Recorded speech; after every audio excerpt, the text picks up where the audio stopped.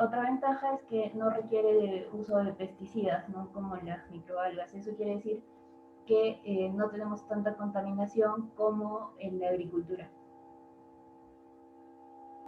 Ahora, como habían estado estudiando desde los alemanes, se pueden sintetizar biocombustibles como el biohidrógeno, el bioetanol, aprovechando los azúcares y el almidón de algunas microalgas, el biodiesel de otras microalgas, como la clorela, por ejemplo, que almacenan grandes cantidades de lípidos, y la biomasa también para combustión directa.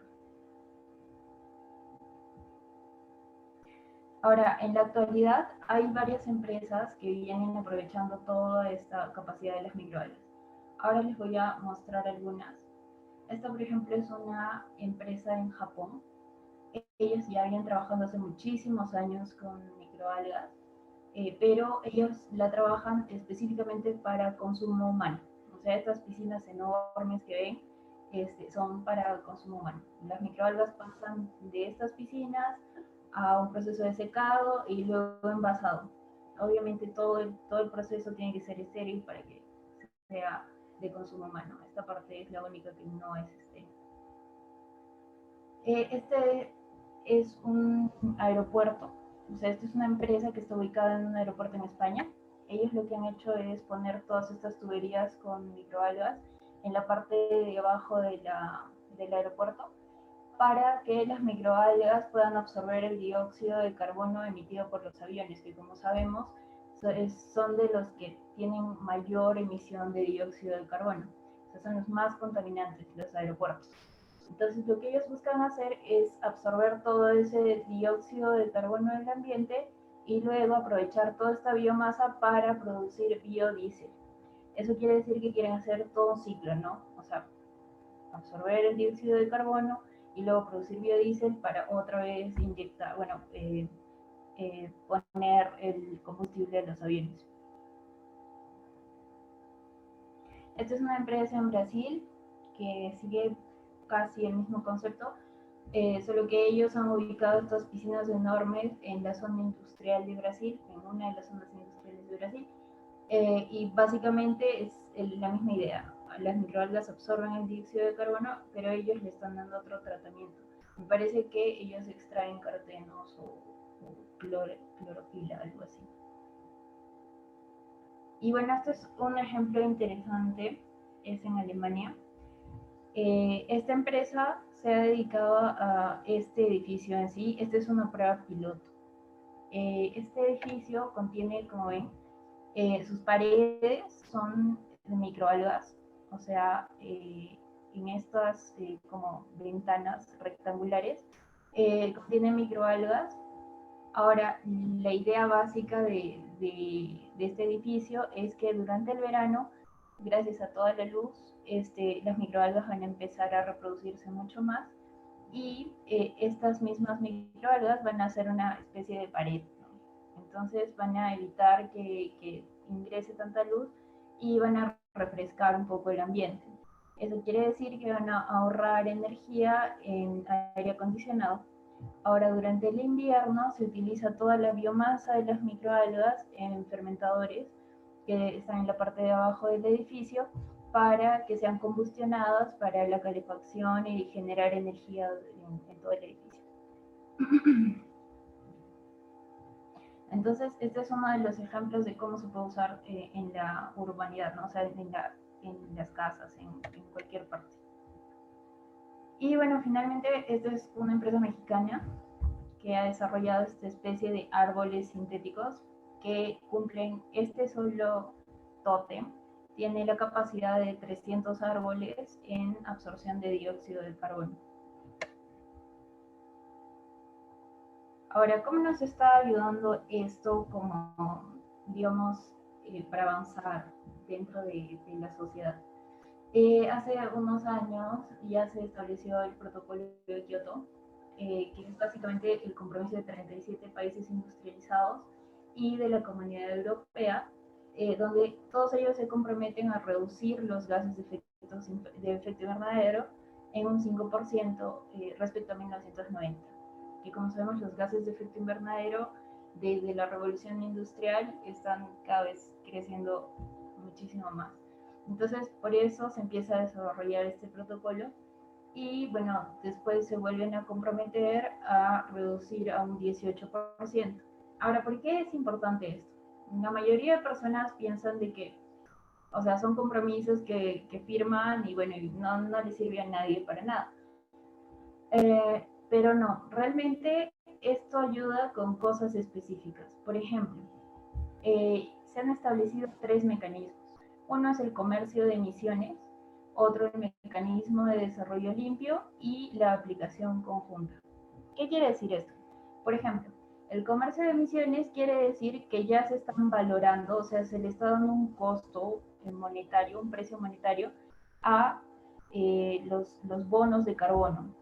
O sea, por toneladas de dióxido de carbono emitido, ya sea por países o por industrias o por personas, se le da un costo. Eso es lo que le debe al planeta esa empresa o ese país. Entonces, ¿qué quiere decir? Países como el nuestro, que no son industrializados y tenemos, por ejemplo, una gran fauna, o sea, tenemos toda la Amazonía peruana, nosotros podemos comercializar estos bonos de carbono. Nosotros tenemos bonos de carbono porque estamos absorbiendo el dióxido de carbono del planeta. En cambio, países como China, que son súper industrializados, que emiten muchos gases de efecto invernadero, tendrían que pagarle a países como el nuestro por absorber el dióxido de carbono. Ahora, existen los mecanismos de desarrollo limpio. Este también es un mecanismo interesante porque quiere decir que un país desarrollado o industrializado puede invertir en un país como el nuestro en tecnologías de desarrollo limpio. Esa inversión obviamente es buena para ambos países, para su país porque van a mitigar sus emisiones de CO2 y para nuestro país porque están invirtiendo en tecnología. Y bueno, la aplicación conjunta, que es básicamente igual la colaboración entre dos países para mitigar estos gases de efecto invernadero. Ahora, eh, estos países tienen una mira bastante verde. O sea, por ejemplo, este es como una imagen de París 2050. O sea, lo que se esperaría, ¿no? Lo que muchos países tienen como objetivo futuro. Ser sustentables, ser ecoamigables y, como ven, tener la mayor cantidad de espacios verdes. Ahora, todo esto es una gran oportunidad para todas estas empresas o emprendimientos que quieran desarrollar tecnología verde, porque si se dan cuenta en este momento, todavía no existen gigantes empresas que ya tengan todo esto planteado. Existen empresas que están dispersas por el mundo y están todavía en su etapa piloto. Eso quiere decir que tenemos la oportunidad todavía de entrar en ese mercado porque ya es un mercado gracias al protocolo de Kioto que ha empezado a darle un valor monetario a estos gases de efecto invernadero. Ahora, nosotros en OXE hemos visto esta posibilidad y hemos empezado a desarrollar módulos de descontaminación que son con microalgas. En estas imágenes hay algunas de las pruebas que empezamos a hacer. Empezamos aislando nuestras cepas con microalgas del mar y después las hemos empezado a escalar y hemos hecho pruebas con diferentes fotobioreactores, diferentes medios de cultivo para saber cuál es lo óptimo. Y bueno, estos son algunos de los productos que nosotros ya estamos comercializando. El primero todavía no lo hemos construido físicamente. El segundo ya está comercializado ahorita y el tercero también ya lo tenemos instalado en algunas calles.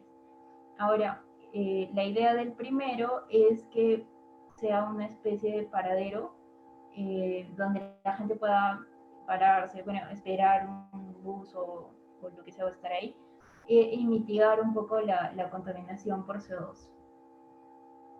Y bueno, estas son nuestras redes, donde publicamos todo lo que vamos haciendo y también un poco de lo que vendemos y las cosas que hacemos cada día en el laboratorio. Igual si tienen preguntas o dudas sobre todo esto, nos pueden escribir directamente.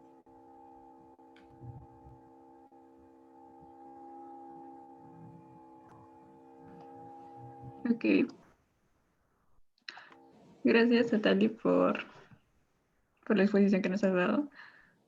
Creo que, bueno, para muchos el hecho de las microalgas es un tema de repente desconocido y que nosotros pensamos, tendemos a pensar que normalmente quienes están haciendo quienes aportan, hacen ese intercambio entre oxígeno y CO2, mayormente son las plantas que podemos ver, o los árboles, y muchas veces tendemos a ignorar a las microalgas que realmente aportan mucho a esto.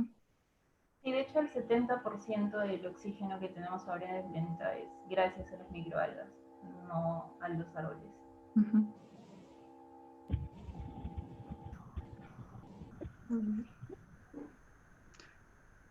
Chicos, pueden escribir sus preguntas en el grupo de WhatsApp del Café Científico y bueno, les voy a ir leyendo.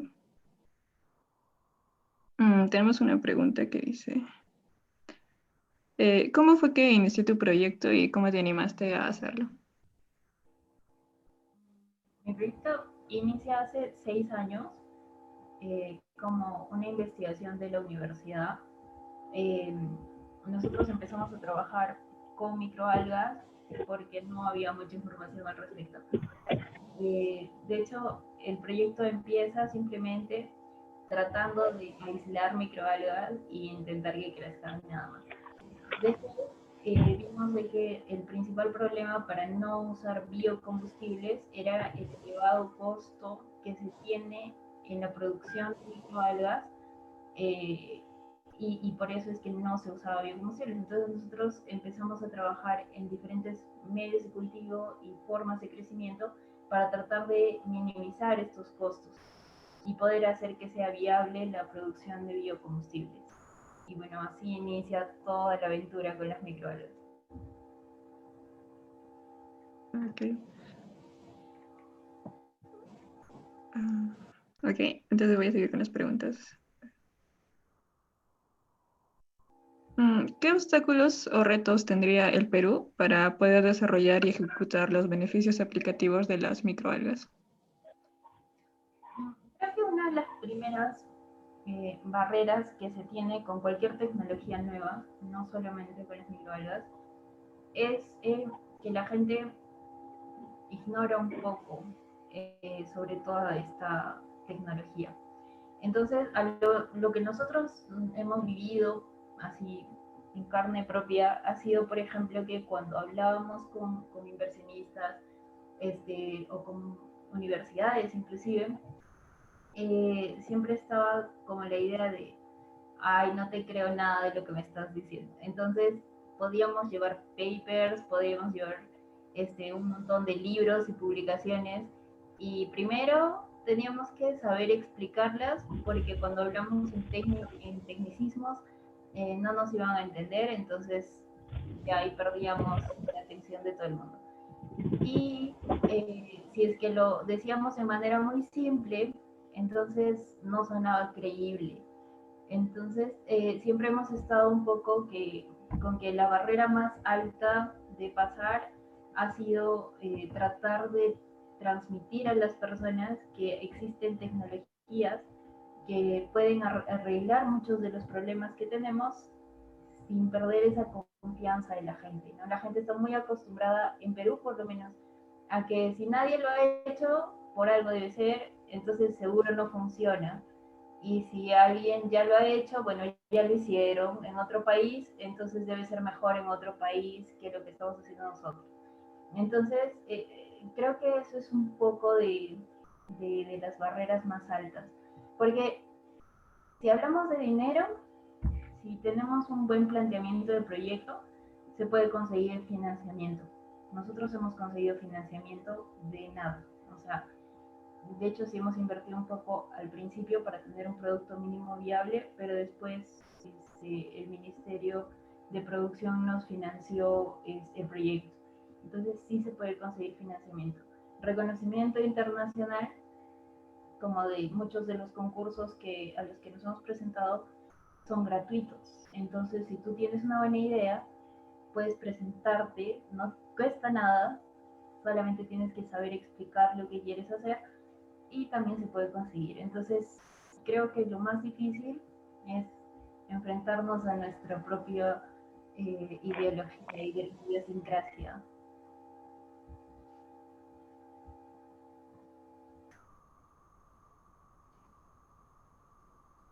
Ok.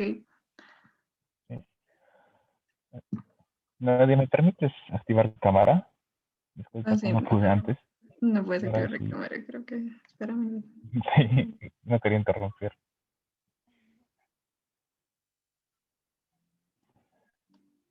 Y ahora sí puedes.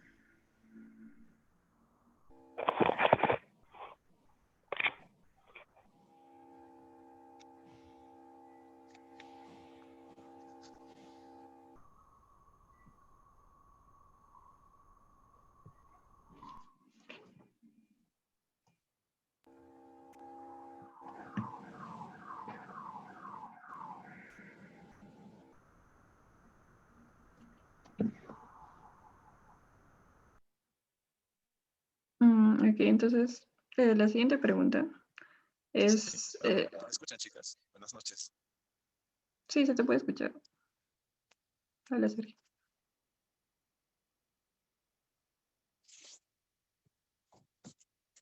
Sí, no, sigue adelante con las preguntas. Yo después continúo. Ya, ok. Entonces, la siguiente pregunta es, ¿las especies de los ecosistemas peruanos se podrían adaptar a las algas o se verían invadidas? Ah, ese es un tema bien importante. Eh, las microalgas existen en cualquier superficie acuosa, o sea, en los ríos, en los lagos, pero existen de manera controlada, o sea, existen en la cantidad suficiente como para no hacer un desequilibrio del ecosistema. Por ejemplo, hay un fenómeno que se llama marea roja, no sé si han escuchado de eso. Es un fenómeno que ocurre, por ejemplo, en Chile ocurre mucho, cuando de pronto todo el mar se pone de color rojo y parece sangre, es porque microalgas que son de color rojo invaden por temporadas o por algún contaminante, empiezan a invadir las costas, entonces esto produce un desequilibrio en el ecosistema. ¿Qué pasa? Nosotros no podemos invadir, digamos, todo el mar con microalgas porque obviamente vamos a hacer un desequilibrio.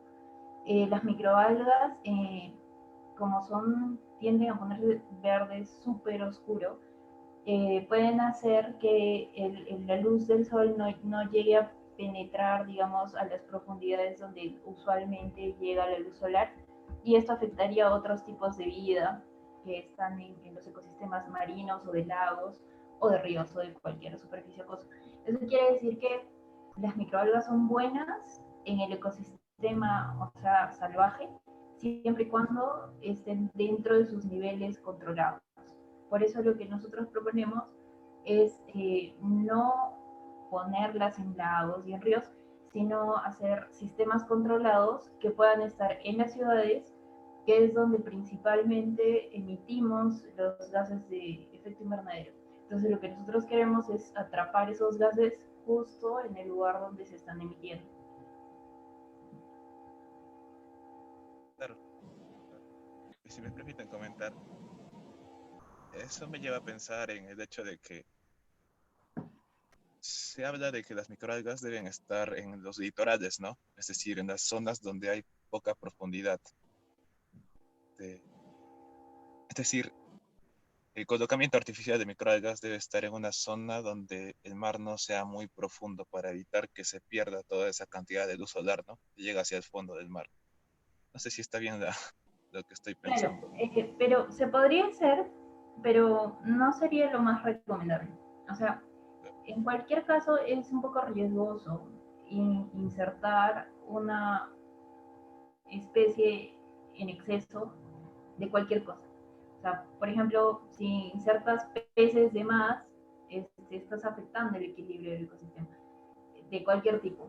Igual si es que los capturas de más, estás afectando el ecosistema. Entonces, lo ideal es no afectar directamente a los ecosistemas acuáticos, ¿no? De ninguna forma. Ahora sí hay proyectos donde se utilizan microalgas para hacer biorremediación de aguas. Pero estos proyectos, de todas maneras, son en espacios aislados, ¿no? Por ejemplo, agarro agua de, no sé, se me ocurre, del lago Titicaca, y lo pongo con microalgas, con oxigenación, empiezo a biorremediar de ciertos contaminantes y luego libero el agua sin las microalgas, justamente para no afectar a los ecosistemas. Claro. Era aislada y por eso también es importante, ¿no? Que nosotros empecemos a crear estos microecosistemas, ¿no? Como has mostrado en los ejemplos artificiales en los distintos países, ¿no? Me parece bastante interesante, ¿no? Que esto esté empezando a tener renombre mundial, porque antes, como tú misma lo decías, era un asunto de papers, ¿no? De cosas que parecen que no pueden ser llevadas a la industria. Pese a que hace mucho tiempo se sabe, ¿no? Que la mayoría de oxígeno es producida por las microalgas, ¿no? Y las algas a nivel mundial. De hecho, o sea, Estos es experimentos que interesante. mostraste, llevados a la industria, Sí. las celdas y la utilización de las microalgas en diferentes estaciones con distintos propósitos, el el hecho de acomodarlas junto a un aeropuerto, ¿no? Para que se pueda tener un mayor aprovechamiento. Esta confluencia este ingenio para elaborar estos prototipos, de alguna manera, ¿cómo se han venido aplicando en el Perú, ¿no? Así como tú has creado Oxem y me parece bastante genial lo que estás haciendo. De hecho, me gustaría ver el primer prototipo que mostraste, ¿no? El que nos cubre del sol, ¿no? Y que puede implementarse, ¿no? De manera bastante cotidiana, ¿no? En la ciudad. Ahora no sé cómo se podría llevar a la realidad, ¿no? Porque supongo que es un montón de trámites y una inversión, una gran inversión, ¿no? Entonces, ¿qué es lo que se ha venido haciendo en el Perú, así como se ha venido creando Oxem? ¿Y cómo planeas tú llevar a la realidad este prototipo, ¿no? Porque me parece bastante, bastante curioso, ¿no? Y bueno, también tengo un par de preguntas, pero creo que por ahora sería bueno ir por partes. Ya, bueno, en el Perú, IMARPE, por ejemplo, que es del gobierno, a ellos han estado trabajando bastante con microalgas, pero no en el sentido comercial, sino en la parte de investigación pura. Entonces, ellos, hasta donde yo sé, tienen el cepario más grande del Perú de las microalgas, ellos tienen sus fotoreactores y tienen su proceso y todo.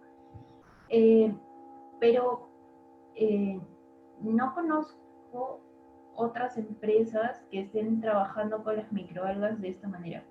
Sí conozco algunas que están trabajando con espirulina como producto alimenticio. O sea, la espirulina creo que hace bastantes años que ya se está vendiendo como complemento alimenticio, eh, pero este es un proceso distinto, ¿no? O sea, las microalgas se producen, digamos, yo las produzco acá en mi patio, y luego las purifico, las hago polvo y eso es lo que se vende. Eso yo sé que se está haciendo en el Perú hace bastante tiempo, pero otro proyecto como el nuestro en el Perú no conozco. Lo más similar sería el de México, Biomitech, que también hacen unos tótems similares, que son ese árbol que les mostré, y bueno, ese es el mismo fundamento, ¿no? Atrapar dióxido de carbono en las ciudades para liberar oxígeno. Ahora, sobre cómo queremos llegar a poder hacer este paradero, eh, por eso lo hemos planteado como un modelo de negocio. Al principio, hace 6 años, la idea empezó como un proyecto de ciencia, o sea, ciencia pura. Eh, y siempre íbamos a estar dependientes de conseguir financiamiento. Y eso pasa con todos los proyectos de ciencia pura. Siempre tienes que presentarte a concursos o tienes que esperar a un inversionista. Entonces siempre estás pendiente de que otra persona te dé el dinero.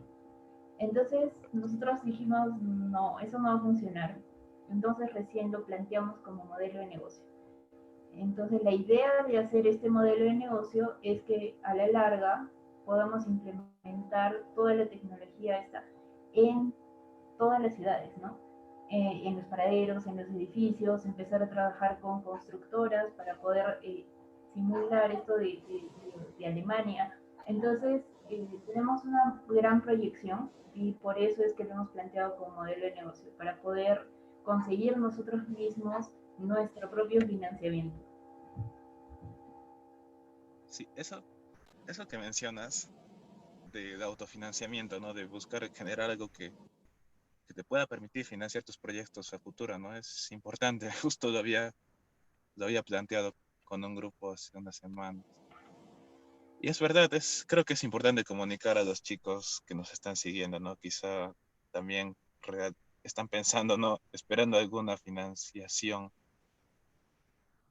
Y, y es bueno saber, ¿no? Que se puede empezar a emprender, ¿no? A conseguir un dinero propio, ¿no? Algo que dependa de ti. Entonces, eso es importante. Y yendo más a las microalgas, volviendo al tema de las microalgas,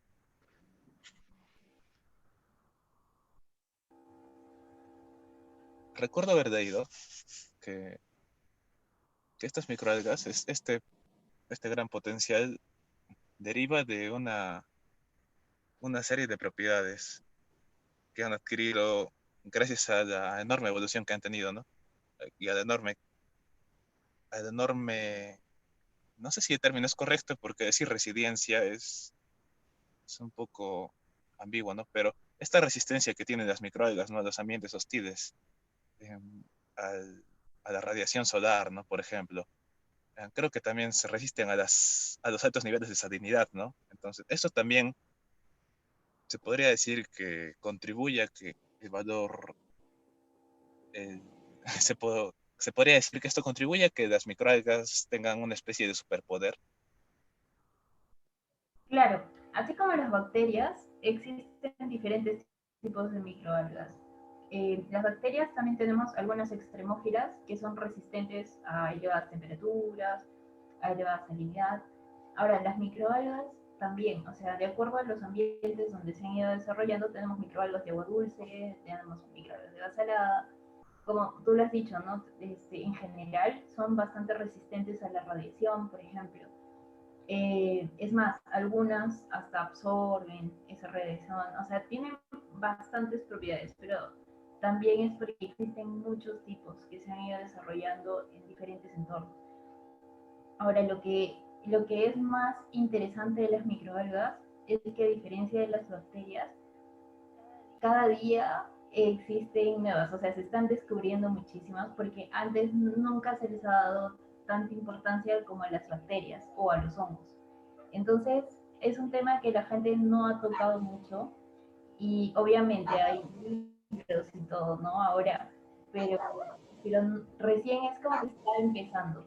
Eso que ya desde la Segunda Guerra Mundial se sabía del tema, la gente como que no lo ha aprovechado lo suficiente. Y ahora que es un poco más abierto, recién hay muchos grupos de gente, de psicólogos, que empiezan a publicar que han descubierto una nueva microalga.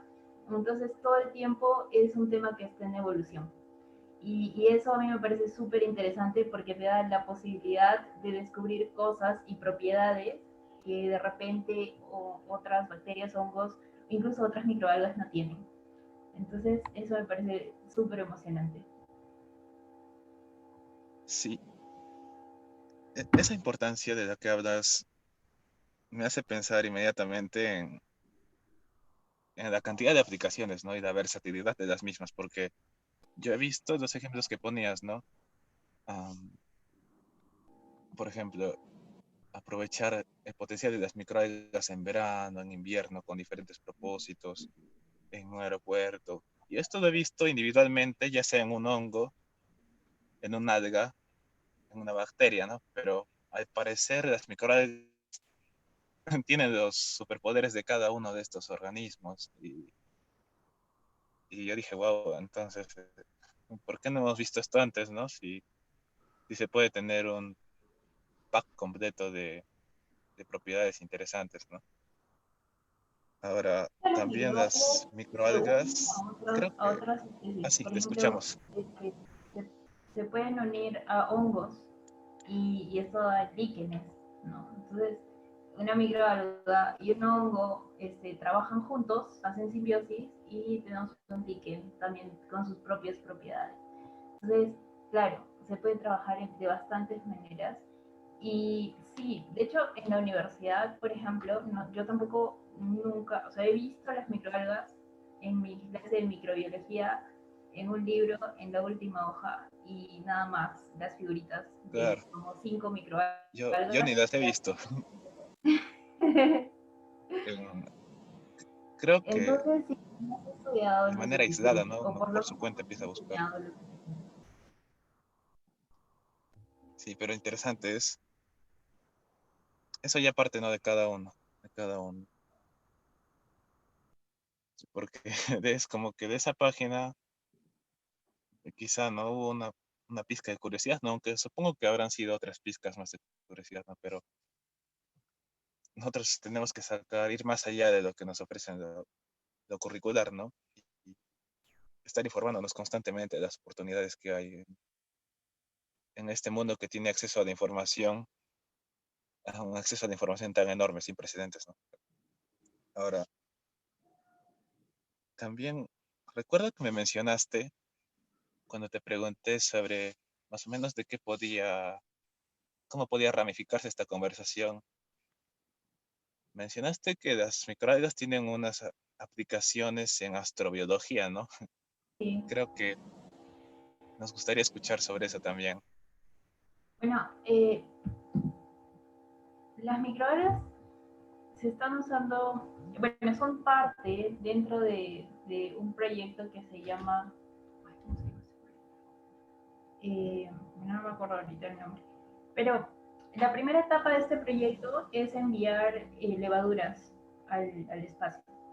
Entonces, estas levaduras es porque resisten la radiación y sobre todo porque el ADN de estas levaduras es bastante similar, o la reacción que tendría es bastante similar a la que tendría un humano.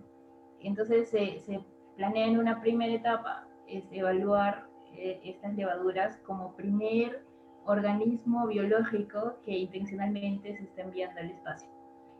Pero las siguientes etapas de este proyecto son enviar cosas como algas, verdes azulados, cianobacterias, eh, para evaluar no solamente su resistencia, sino cómo nos podría servir en el espacio.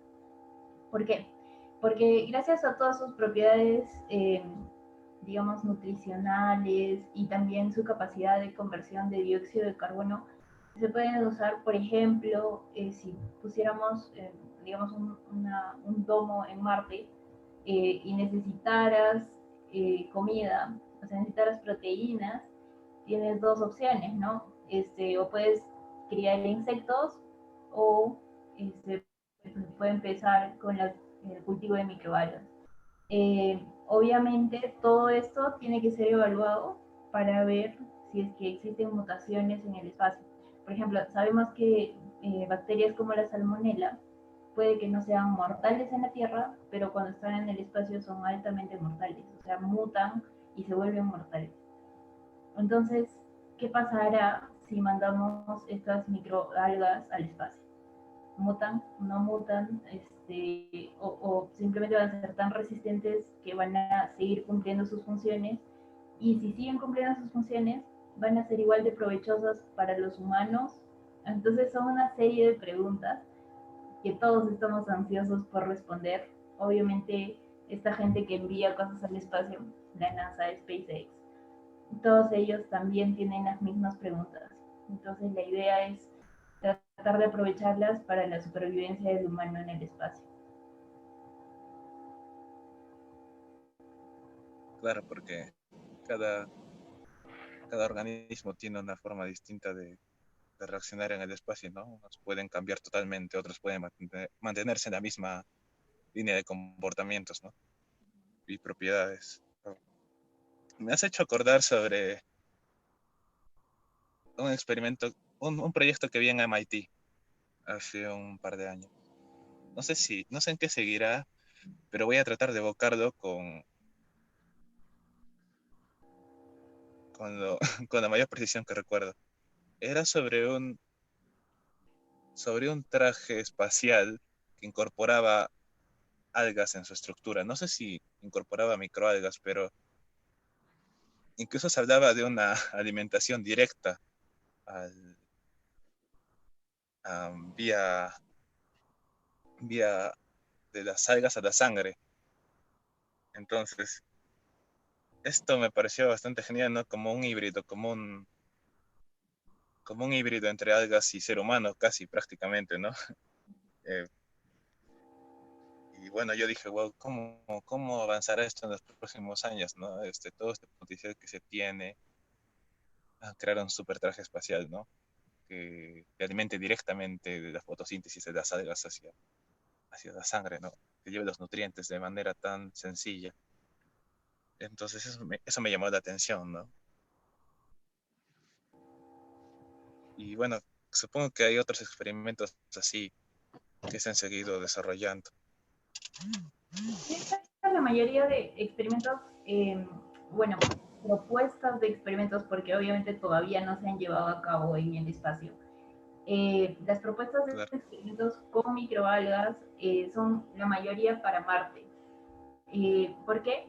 Porque la atmósfera de Marte está bastante cargada de dióxido de carbono. Por eso es que nosotros no podríamos respirar en Marte directamente. Entonces, lo que se quiere es tratar de aprovechar esta capacidad para que naturalmente podamos transformar, obviamente no todo el planeta, porque eso nos demoraría mucho tiempo, pero sí de repente pequeños domos que vayan transformando este dióxido de carbono en oxígeno para hacer hábitats respirables.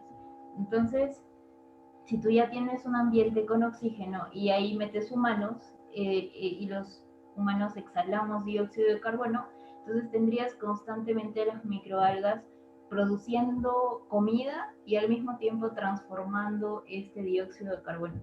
Ahora sí vi una propuesta de los trajes de poner las microalgas tipo en los tanques, pero sinceramente no sé, la capacidad de transformación de las microalgas no es tan rápida. O sea, no es como que exhales dióxido de carbono y ya puedas estar respirando oxígeno. Pero sí de repente han hecho un sistema de filtros con microalgas para poder capturar este oxígeno. Entonces, o sea, sí es posible, pero se tiene que trabajar no solamente con biotecnología, sino también con nanotecnología, con ingeniería de materiales, ¿no? Para ver todo el proceso este que se tendría con las microalgas. y ahí también viene la importancia de la multidisciplinariedad desde los materiales, ¿no? Desde la nanotecnología, como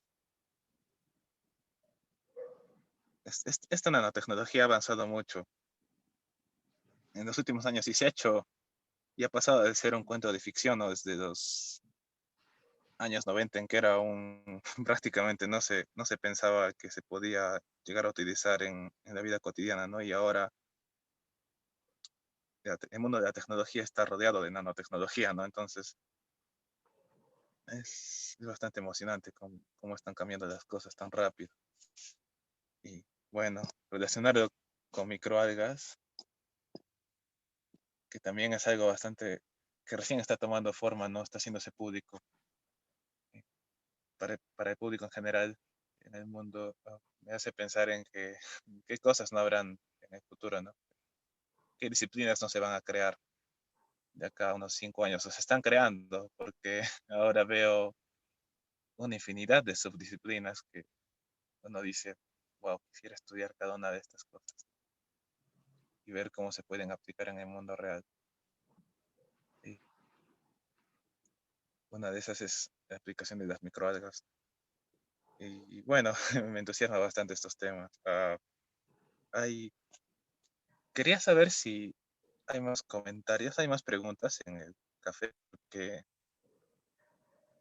ahora hace un rato que no chequeo el chat. Sí, hay dos preguntas más. Bueno, la pregunta dice, en definitiva, sí se puede hacer un modelo matemático, pero sobre esto, pero ¿qué variables sugerirías tú para hacer este modelo? Un modelo matemático para qué, exactamente. Um, bueno, si la persona que hizo la pregunta si lo podría aclarar, yo pienso que se refiere a, al menos haya intercambio de oxígeno y CO2, de lo que Ya, cumple. sí existe ya un modelo matemático. O sea, literalmente hasta hay videos en YouTube donde explican cómo se hace el modelo. De hecho, por esto es que nosotros pudimos hacer la transformación de la cantidad de biomasa a dióxido de carbono que estamos absorbiendo, porque al principio nosotros no teníamos un medidor de gases, ¿no? Son muy caros y obviamente no teníamos dinero. Entonces, a ver, básicamente la relación que se tiene es la cantidad de biomasa producida, o sea, tú tienes que tener un conteo de tu biomasa, tienes que ir contando cada día cuánto va creciendo, entonces cuando tú tengas tu escala de crecimiento, tú vas a tener cuánto es tu biomasa por litro, ¿no? O sea, en un litro de tu medio, cuántas microalgas tienes. Y de acuerdo a esto, aplicas la fórmula y te da ya la cantidad de conversión. De hecho, es solamente como un balance de materia, ¿no? O sea, tienes tu cantidad de biomasa, tienes químicamente, ¿no? El dióxido de carbono se mezcla con la molécula de agua y luego tienes, bueno, se separa y luego tienes el oxígeno. Entonces, básicamente la ecuación. Ahora, obviamente, para sacar estos cálculos más precisos, sí existe un modelo matemático más extenso. Pero básicamente es eso. Una pregunta, ¿y específicamente a qué es lo que se refiere cuando se habla de biomasa? Ah, la biomasa es eh, cuando tú tienes un cultivo de microalgas en medio líquido, o sea, tienes una botella de agua, literalmente de color verde, es simplemente eso, una botella con microalgas. Pero para que tú puedas saber cuántas microalgas tienes, tienes que hacer tu conteo en una cámara de Neubauer. Eh, y ahí tú vas a saber cuántas microalgas por litro tienes. Ahora, otra forma de saber por peso es que tú agarres esta botella con microalgas, las dejes sedimentar o precipitar, luego retiras todo el agua, filtras solamente las microalgas y esta masa verde que va a quedar, es la biomasa. De hecho, a ver, espera, tengo una para mostrarte.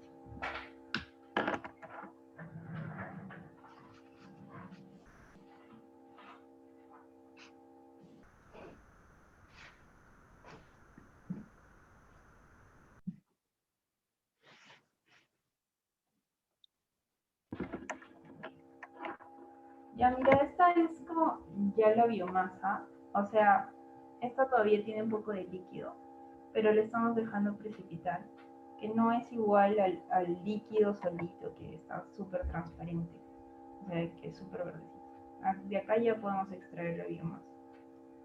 No sé si entonces esta cosa masosa de acá adentro, verde, esto debería ser la biomasa.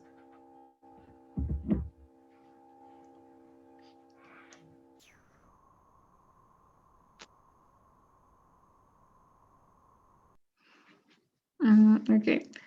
Y bueno, otra pregunta que también hicieron es si las fuentes de agua en el Perú pueden sostener una cantidad significativa de algas. Lo bueno de las microalgas es que no necesitan agua potable o agua de riego. Se puede utilizar inclusive aguas de aguas residuales, ¿no? De hecho, parte de la bioremediación de aguas residuales, hay todo un proceso con microalgas. Entonces, no es que vayamos a competir con el riego de las plantas. Simplemente podemos usar cualquier tipo de agua, inclusive agua que esté contaminada por la agricultura. Lo que pasa es que una de las actividades humanas más contaminantes, de hecho, es la agricultura. ¿Por qué? Por la cantidad de nutrientes que se le tiene que echar al suelo para que crezcan las plantas, ¿no? Entre estos nutrientes están el NPK, nitrógeno, fósforo y potasio. Entonces, ¿qué pasa? Una vez que hacen la fertilización del suelo y luego proceden a regar, a hacer los regadíos, mucha de esta agua con NPK se filtra y toda esta agua filtrada termina en los ríos y termina en todas estas zonas, y esto hace que haya un desbalance en todas estas zonas acuíferas y empiecen a aparecer especies que no deberían estar ahí. Entonces, esta contaminación afecta a peces, afecta a plantas. Así que nosotros sí podríamos usar esa agua para producir las microalgas, y también evitaríamos que llegue pues, ¿no? a los ríos o cualquier zona con agua, como lagunas.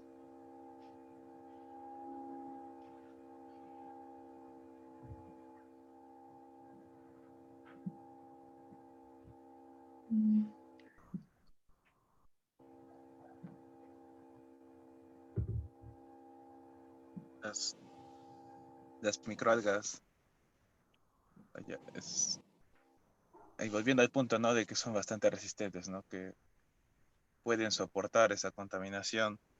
Eso sí, quizás lo podía intuir, pero no sabía, la verdad. Es decir, entonces se han venido utilizando para esos fines.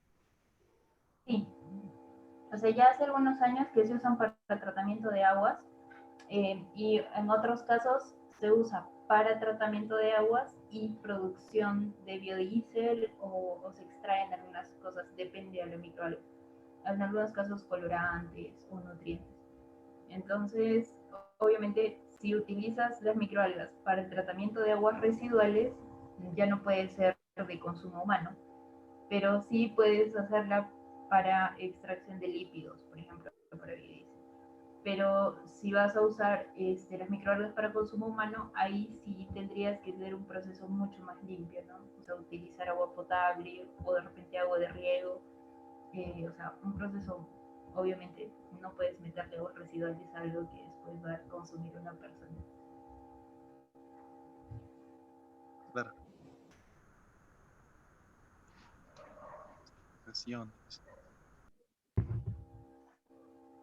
Ahora, yo me pregunto, entre las microalgas tenemos espirulina, ¿no? ¿Cierto? Entonces, ¿cuán beneficiosa es la espirulina, ¿no? Para la alimentación de uno? Y qué, bueno, quizá me estoy yendo un poco de tema, pero me parece importante porque he visto que hay muchas personas que están empezando a consumir, ¿no?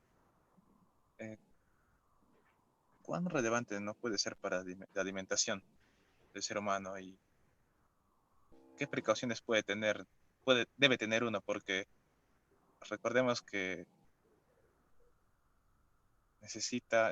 las microalgas tienen xenobióticos, ¿verdad? Y eso el hígado lo sufre un poco para procesarlo, ¿cierto? Si no me equivoco. Entonces hay que ser un poco cuidadosos con la dosis, si se va a consumir. De hecho, no todas las microalgas son iguales. O sea, Ujú. así como de cada una puedes extraer diferentes cosas, es justamente porque cada una, dentro de su proceso metabólico, produce diferentes químicos. Entonces, en el caso de la espirulina, no he visto que haya como una contraindicación. O sea, no es como que te dé una intoxicación por consumir demasiada espirulina. No he visto que haya pasado, pero no quiere decir que no pueda pasar, porque hasta con el agua te puedes intoxicar.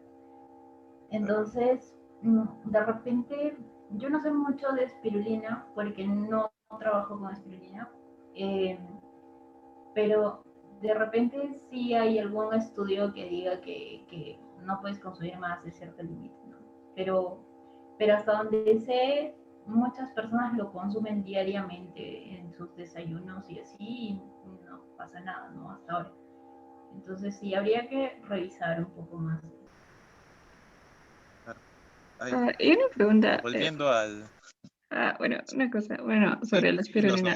no te preocupes. Bueno, también quería preguntar, ¿cuál es la diferencia entre las cianobacterias y las microalgas? Bueno, en sí que tengo entendido que la diferencia es que las cianobacterias son procariotas y las microalgas son eucariotas. Y bueno, sobre la espirulina, no sé más bien si es una aclaración o una pregunta, pero lo que yo tengo entendido es que la espirulina es una cianobacteria. O sea, es como que ha habido toda una confusión, que había existe una especie de microalga que se llama espirulina y de ahí es donde sale el derivado de la espirulina como producto alimenticio.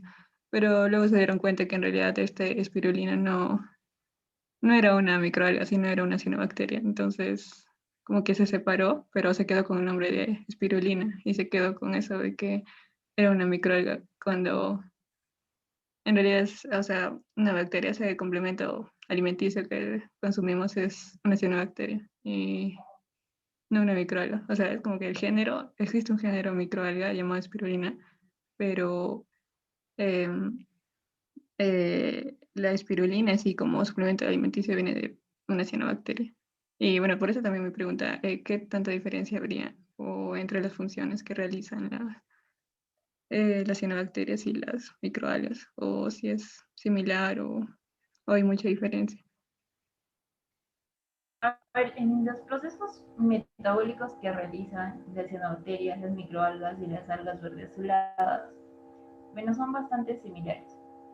Obviamente se diferencian cada una porque cada una es única, ¿no? O sea, cada una tiene sus propios procesos. Pero en general solamente es la clasificación, ¿no? O sea, como los más grandes, o sea, en familia me refiero, serían este tipo las cianobacterias, de ahí vienen como más pequeñitos las microalgas, y como que los primos en otro lado estarían las algas verde azuladas, pero obviamente todos están dentro del mismo conjunto. Ahora, eh, sí, como te digo, hay bastantes, incluso ahora hay bastantes microalgas que recién se están descubriendo, entre comillas, ¿no? Entonces, claro, todavía la gente tiene bastante confusión entre lo primero que le ponen es microalga tal, y después lo identifican, hacen el secuenciamiento y todo eso y dicen, no, en realidad es una cianobacteria. Entonces, pero son tan similares que pues, todos, digamos, son como una familia grande.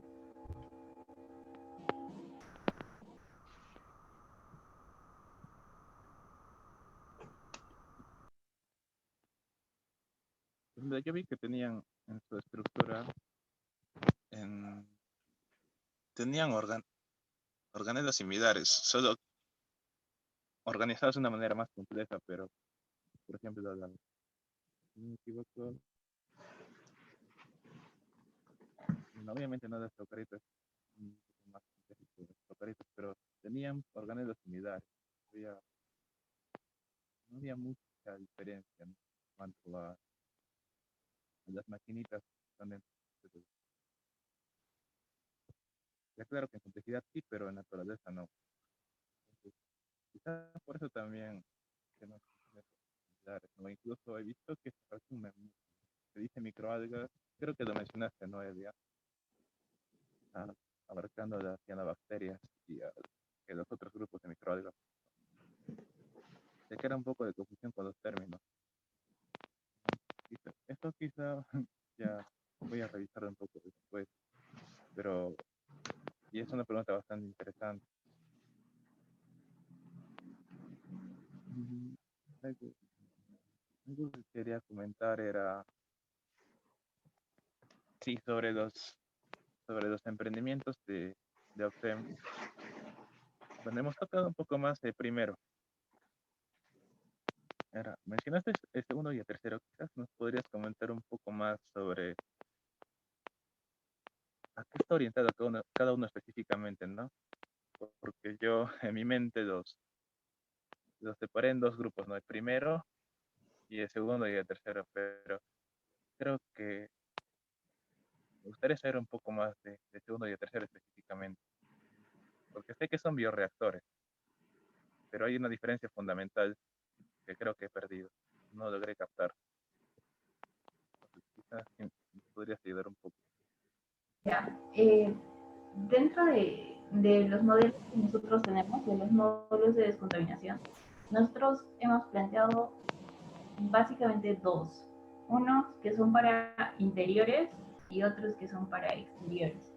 Si nos podemos hablar de fotoreactores en sí, bueno, tenemos el de serpentín, que sería el de exteriores. Este es el paradero. Entonces nosotros tenemos un fotoreactor de serpentín en el techo y ahí están las microalgas y en la base tenemos tanques con microalgas que van recirculando de arriba hacia abajo. Porque acá nos hemos dado cuenta en Arequipa de que cuando dejamos las microalgas expuestas directamente a la luz solar a través de vidrio se queman. Entonces, por eso es que hemos planteado todo este tema de recirculación en este paradero. Ahora, este vendría a ser dentro de los exteriores, ¿no? La capacidad de este es aproximadamente como 300 árboles. Es el más grande. Ahora, el segundo es grande para interiores, es el que es tubular. Es aproximadamente, equivale a 100 árboles en capacidad de absorción de CO2. Este es más que todo para oficinas, o sea, para empresas, pero para interiores. Y bueno, el tercero, que es el más pequeñito, en realidad lo sacamos durante la pandemia, no teníamos ese modelo pensado, pero muchas personas querían tener un fotobioreactor, pero el de las empresas era demasiado grande y también no tenía sentido tener uno en tu cuarto.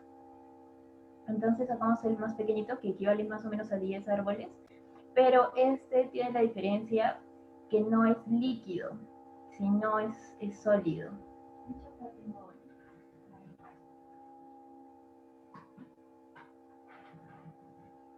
Acá está. Entonces, por ejemplo, equivale a 10 árboles y es sólido. Ahí están las microalgas. Y no se mueve ni nada. Van a quedar ahí durante un año. O sea, tienen un año para crecer sin mantenimiento ni nada. Interesante. ¿Cuánto tiempo de vida útil tienen estos bioreactores o simplemente pueden durar para siempre? La estructura es el físico.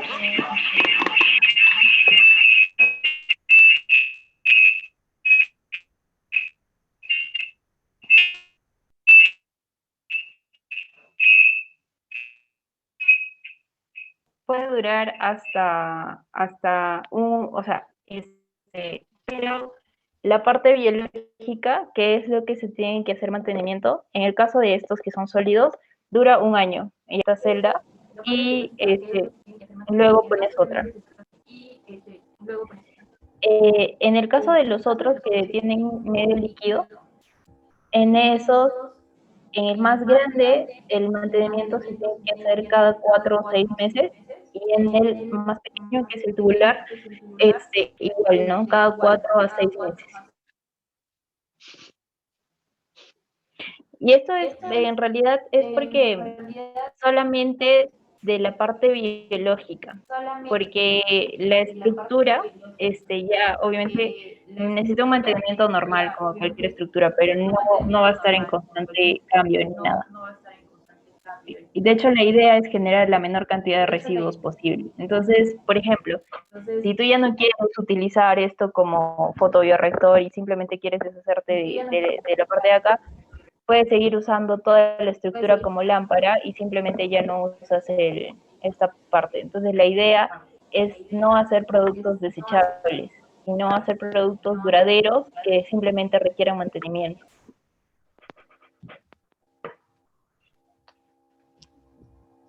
Genial, genial.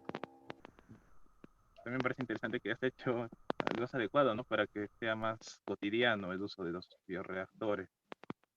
Me parece que eso te va a ayudar mucho a que el producto se siga difundiendo, ¿no? Y bueno, enviarte mis mejores ánimos, ¿no? Para seguir con lo que has estado haciendo. Y bueno, expresar mi admiración. Gracias. Básicamente eso.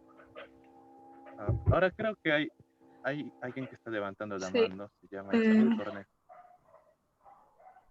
¿Puedes Sí. desmutearte? Sí. Buenas noches con todos. Gracias. Y gracias a Tali por la explicación que nos estás brindando. Quería preguntarte, porque yo solo he visto microalgas en líquido, en el mar, en los lagos, de todo medio se encuentran las microalgas, hasta en charcos. ¿Y cómo has logrado que, o sea, las microalgas estén en estén haciendo superficie seca? O sea, ¿cuál es el sustrato que se ha empleado? Y si es el mismo como si estuviera en agua. Esa es mi pregunta. Bueno, Gracias. dentro de todo el emprendimiento, lo que nosotros estamos en vías de patente es justamente el medio de cultivo. Entonces, no te puedo decir exactamente qué es el medio de cultivo, pero me preguntaste si era sólido, o sea, cómo habíamos logrado fijarlas acá. De hecho, las microalgas pueden crecer en cualquier superficie que tenga los nutrientes que necesitan. Entonces, nosotros lo que hemos hecho ha sido crear un gel que tiene los nutrientes que necesitan las microalgas. Tiene los mismos nutrientes que usamos en el medio líquido, solamente que en este caso es un gel. Entonces, este gel, obviamente está estéril y todo, y lo hemos puesto dentro de una cámara también estéril, y ahí hemos empezado a sembrar todas las microalgas, y pues ellas empiezan a crecer solas. Ahora, obviamente ahí adentro ya no necesitan nada, pero se les va a ir agotando su medio. Entonces, en un año, ya el medio, o sea, si abres, si destapas esto en un año, el gel que era así de grueso, pues parece una lámina, ¿no? Parece una lámina súper delgadita, parece un plástico. Y eso es porque las microalgas ya han ido consumiendo absolutamente todos los nutrientes que había en esta placa. Y pues el medio líquido es lo mismo, o sea, el medio líquido, ¿por qué es que es diferente el nuestro? O sea, ¿por qué queremos patentarlo? Porque generalmente bueno, cuando yo he trabajado con microalgas en otros laboratorios, e incluso yo misma al principio, se añade el medio de cultivo, o sea, se añaden nuevos nutrientes, por lo menos una vez por semana, para que las microalgas sigan creciendo. Así que hemos experimentado y experimentado y experimentado hasta lograr que este medio de cultivo dure meses para las microalgas y no tengamos que estar añadiendo a cada rato. Entonces, por eso es que también funciona en sólido y, bueno, obviamente también en líquido. Gracias, Natalie. Felicitarte otra vez. De verdad me emociona mucho. Y me ha surgido otra pregunta más, porque las microalgas crecen exponencialmente, entonces es como generan una gran biomasa de esta especie. Entonces, ¿cómo ustedes han podido controlar, ¿no? Cierta cantidad, o sea, que su abundancia no exceda el límite, o sea, del sustrato que estaba ocupando? En ese caso sería el gel. Ya, en el caso del sólido, las microalgas no tienen la capacidad de moverse. O sea, hay algunas bacterias que cuando están en tu placa de cultivo, empiezan a expandirse, ¿no? Empiezan a moverse. En el caso de las microalgas no se pueden mover, o sea, se quedan quietas. Entonces, por ejemplo, si yo hubiera sembrado esto con un asa de col y hubiera sembrado acá una seta, Entonces crecerían exactamente en esa seta y empezarían a consumir todos los nutrientes solamente del lugar donde las he sembrado. No se pueden expandir, entonces no empezarían a consumir, digamos, medio de cultivo de las esquinas ni a ningún otro sitio. Entonces, por eso cuando nosotros sembramos en la placa, empiezan a consumir el medio de cultivo de ahí hacia abajo. Y no existe una superpoblación. De hecho, en las bacterias tampoco pasa. O sea, cuando las bacterias empiezan a quedarse sin nutrientes, dejan de reproducirse.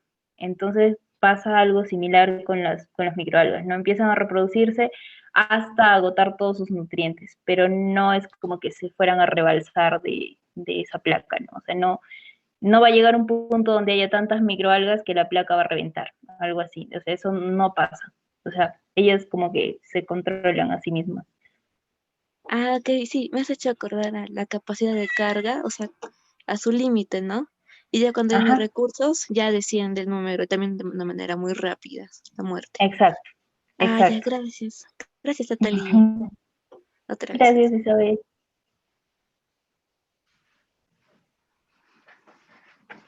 Muchas gracias a Tati por la explicación. Ah, me comunican Gracias a que ustedes, Sergio. sí, gracias a Tati, gracias Noelia, gracias Isabel por tu participación y a todos los que han estado preguntando. Esperamos haber sido capaces de responder sus dudas. Y bueno, felicitar a Tati Castro, ¿no? A su emprendimiento, a Oxem, y esperamos que sigan siendo visibles en la ciudad y en el país en general. Bueno, creo que ya son las 8:30, ¿no? Entonces vamos a proceder a terminar la sesión. Ha sido una noche bastante agradable. Esperamos poder seguir conversando, ¿no? Sobre estos temas con ustedes chicos, con Atadi también, Noelia también contigo. Y bueno, eh, creo que es importante, ¿no? Cerrar la sesión diciendo que destacando dos puntos, ¿no? La importancia de las microalgas, la importancia de emprender, de conseguir un financiamiento propio en ciencias y bueno, seguir mirando más allá de lo evidente, ¿no? Entonces, sí, bueno, Sí, así, Sergio, muchas gracias a ustedes por la invitación. Gracias, Noelia, Sergio, Paloma también, que no está por acá. Gracias, Isabel, hola. Y bueno, sí, pues, ¿no? Invitar también a todos para que sigan escuchando los cafés científicos, que definitivamente hacer difusión científica es lo mejor que podemos hacer por el país ahora. muchas gracias a Tati. Entonces procedemos a cerrar la sesión y nos esperamos en la próxima sesión que se planea más o menos para inicios de enero. Que tengan buenas noches, chicos. Buenas noches a Tati, buenas noches, Noel. Buenas noches, Isabel. Buenas noches, chao. Gracias a todos. Chao.